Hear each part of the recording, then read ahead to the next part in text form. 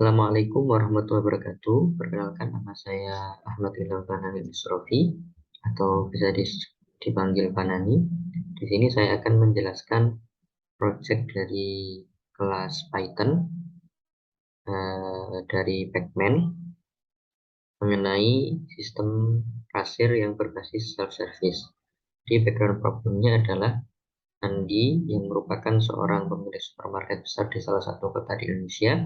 Dia berencana mengembangkan sistem kasir yang sifatnya self-service, sehingga customer bisa langsung memasukkan nama item, jumlah item, dan harga item, sehingga nanti bisa kelihatan langsung berapa total belanja yang perlu dia bayar. Nah, untuk requirement-nya dari sistem yang akan kita buat, yang pertama adalah kita membuat proses untuk menyelesaikan proses transaksi pada kasir yang sifatnya self-service, kemudian membuat proses untuk menambahkan itemnya dengan beberapa parameter, kemudian membuat proses untuk update item name-nya, item quantity, dan item price-nya. Kemudian kita membuat proses untuk menghapus item, membuat proses untuk reset transaction, untuk menghapus keseluruhan data transaksi, kemudian membuat proses untuk check order, untuk melihat kembali detail dari item yang telah dilakukan, dan yang terakhir ialah membuat proses untuk menghitung total price atau total belanjaan yang harus dibayarkan dengan ketentuan diskon yang sudah ditetapkan. Nah, alurnya adalah pertama kita membuat objek dari kelas transaction, kemudian kita membuat atribut kelas yang isinya data frame kosong.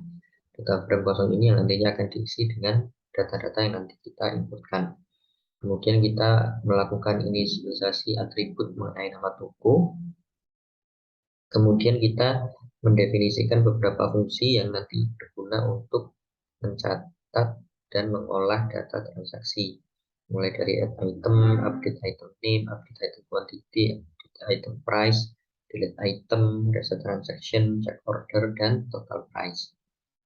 Nah, untuk cara menggunakan program yang kita buat di sini, yang pertama kita mendownload file atau modul Python yang ada ke dalam satu direktori lokal, kemudian kita membuka terminal dan menyesuaikan lokasi direktori lokalnya. Setelah itu kita jalankan modul Python cashier system.py di terminal, dan yang terakhir outputnya akan ditampilkan sesuai case yang telah diskenariokan.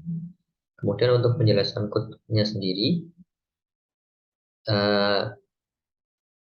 yang pertama ada bagian class transaction. Di sini kita membuat satu kelas yang bernama transaction, di mana kelas ini akan menjadi kelas yang berisikan metode atau function yang melakukan seluruh proses transaksi. Kemudian juga ada atribut kelas yang berisikan data frame kosong, kemudian ada atribut yang berisikan informasi nama toko, kemudian ada beberapa metode. Yang pertama adalah add item. Pada metode add item ini kita melakukan proses untuk menambahkan nama item, jumlah item, dan harga item. Di mana yang kita lakukan pertama adalah melakukan pengecekan mengenai tipe data dari parameter setiap parameter, mulai dari nama item, parameter jumlah item, dan parameter harga item.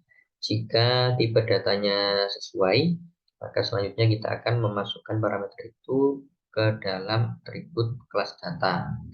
Kemudian kita tampilkan detail dari item yang sudah dimasukkan tadi, mulai dari namanya, kuantitinya, dan harga per itemnya. Kemudian selanjutnya adalah kita melakukan update.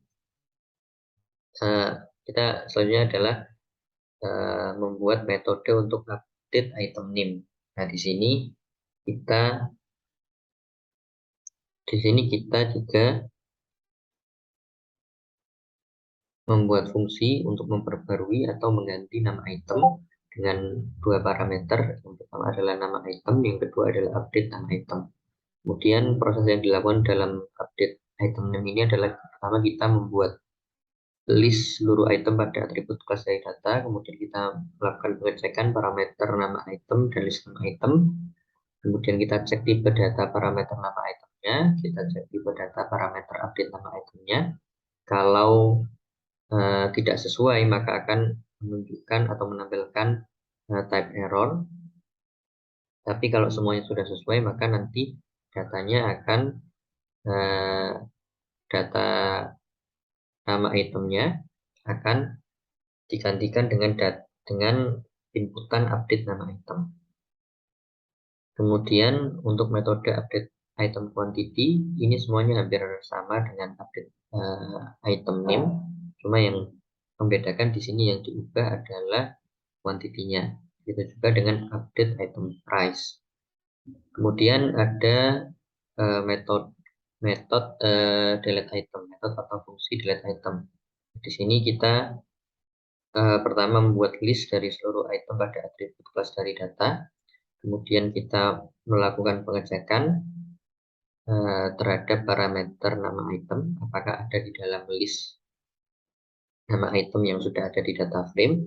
Kalau ternyata tidak ada, maka akan menampilkan type error nama item tidak terdapat dalam list. Tapi kalau ada, maka akan dilakukan pengecekan tipe datanya.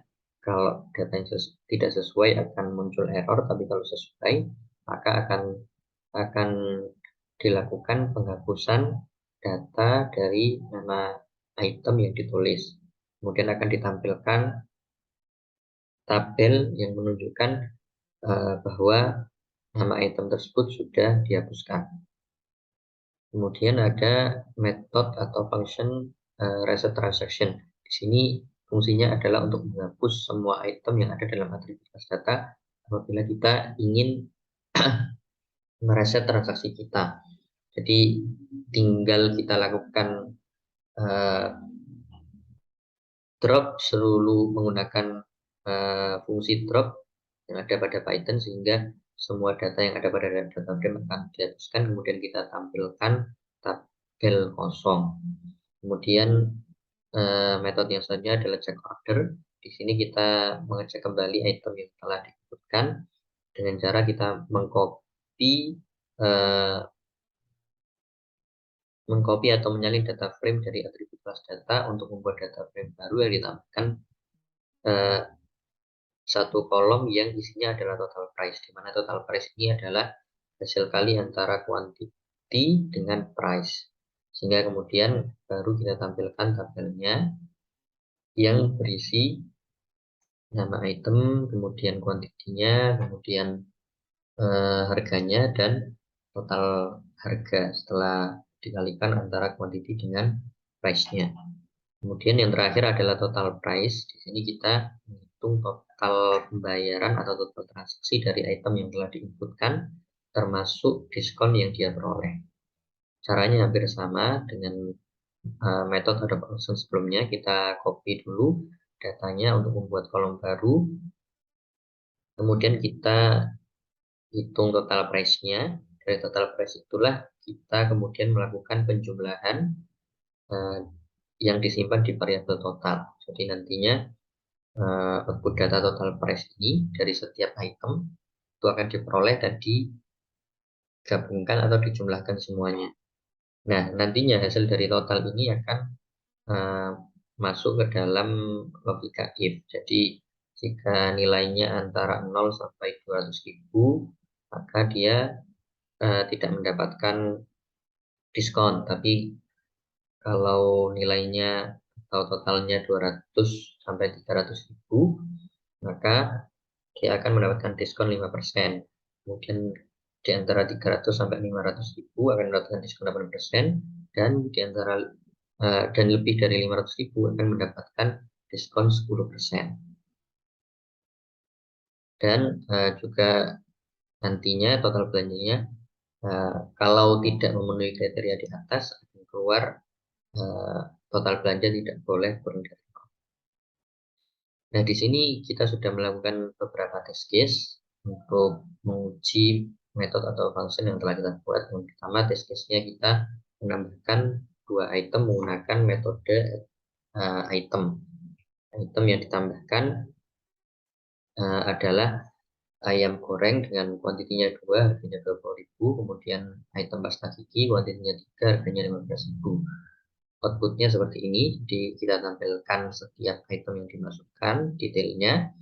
Kemudian kita buat tabel pemesanannya, sehingga kita akan dapat melihat eh, itemnya apa saja, kemudian berapa kuantitasnya, price-nya, dan total price-nya, yang merupakan hasil karya antara quantity dan price. Kemudian kita juga melihat total price-nya dari hasil penjumlahan dari item pertama dan item kedua. Kemudian untuk tes case kedua, ternyata customer salah membeli salah satu item sehingga kemudian dilakukan penghapusan item. Item yang dihapus adalah pasta gigi. Di sini kita lakukan test case dan outputnya kita berhasil menghapus item pasta gigi dari transaksi sehingga yang tersisa adalah item ayam goreng saja. Kemudian di test case ketiga, ternyata customer salah memasukkan item yang ingin dibelanjakan dan ingin menghapus semua item. Sehingga tinggal dilakukan reset saja, dan hasilnya adalah tabel kosongan. Kemudian untuk test case 4, eh, setelah customer selesai berbelanja, dilakukan perhitungan total belanja dengan menggunakan metode total price. Di sini ditambahkan beberapa item, ada 4 item yang kita tambahkan, dari ayam goreng, pasta gigi, mainan mobil, instan dengan kuantiti yang berbeda-beda dan harga yang berbeda-beda. Kemudian kita run dan mendapatkan output seperti ini.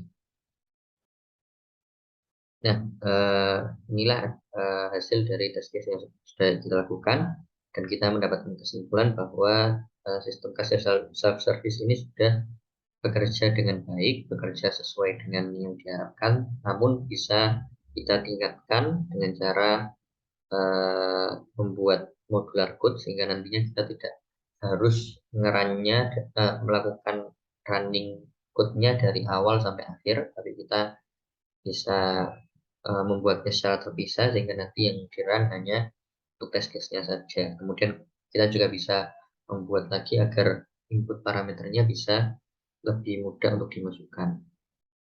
Demikian yang dapat saya sampaikan. Kurang lebihnya mohon maaf. Assalamualaikum warahmatullahi wabarakatuh.